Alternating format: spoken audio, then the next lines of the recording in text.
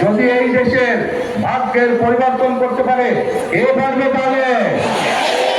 যদি এই দেশে দুর্নীতির লাগাম টেনে ধরতে হয় কে পারবে? যদি এই দেশের আইন শৃঙ্খলাকে শক্ত হাতে দমন করতে হয় কে পারবে? প্রিয় ভাই বোনেরা,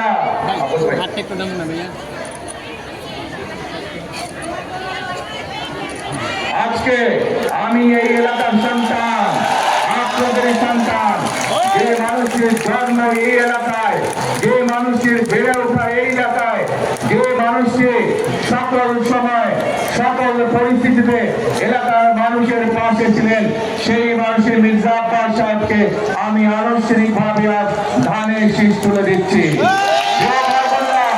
এই মানুষটি অতীতে সারা জীবন যারা আপনাদের পাশে ছিলেন, 12 তারিখ পর্যন্ত তার পাশে আপনারা থাকবেন। 12 তারিখে আপনারা তাকে ইনশাল্লাহ জিতে নিয়ে আসবেন।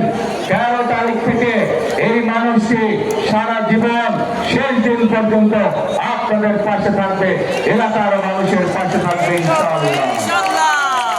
প্রিয় ভাই বোনেরা, এখানে